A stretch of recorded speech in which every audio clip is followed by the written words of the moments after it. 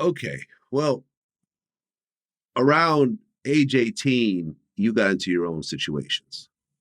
Right. Now, at one point, you shot somebody named Max.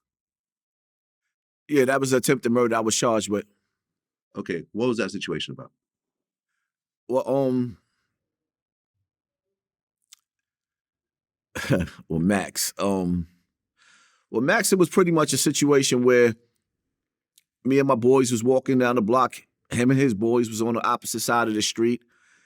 Max was up and coming at the time, and he was real ignorant, and he was real disrespectful, real challenging, and we got into a situation where he sat up there and he said he was gonna kill me, and he ended up on the opposite side of a gun being shot, and the next day after that with Max, I believe that was on maybe September 5th, 4th or 5th or 6th, one of them days. The very next night, I went on a run for a murder case. So I had a murder and attempted murder case back to back within 2 days. Okay. So you shoot this guy, Max, during an argument. He survives. You go on the run, but then what happens with the murder?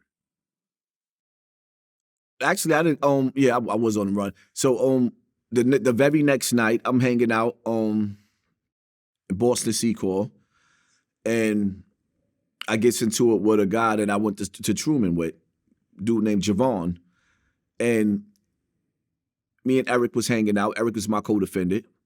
We hanging out over there, Boston Seacor. We hanging out. Javon pulls up, and he started talking real sideways, and in the process of him talking sideways, I was ignoring him, acting like I ain't hear him. So him and Eric started arguing. And in the process of him and Eric arguing, Javon, his words was, nigga, I'm putting niggas, I'm catching bodies. Eric said, what? He said, nigga, I'm catching bodies. I'm putting niggas in the casket. So when he said that, I just grabbed Eric, saying nothing else to talk about. We jumped over the fence, went upstairs, and we left. Now, when we went upstairs, Javon's older brother sent some dudes upstairs that knock on Eric's cousin's door over there and said, come downstairs so they could squash the beef.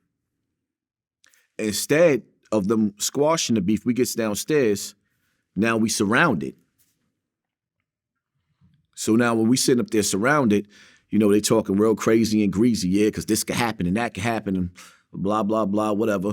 Police comes by. During those days, the police had the jump out boys. So when the police went by, everybody started scattering. And when everybody started scattering is when me and Eric we didn't have nowhere to go. So now we stuck there. Police drove off. So when the police drove off and the police was gone, now everybody started coming back to us, And then between that's when the situation took place. And out of respect for the deceased mother, I don't really want to get into all the details of whatever the case may be. She lost her son. Right. You actually apologized to the mother of the person you killed. Yeah. Okay. At that very moment, how did it feel? I mean, number one, did you know that he was dead? Absolutely. Okay. How did that feel to know you just killed somebody and there's witnesses around and so forth? I mean, my whole life went upside down, but for the most part,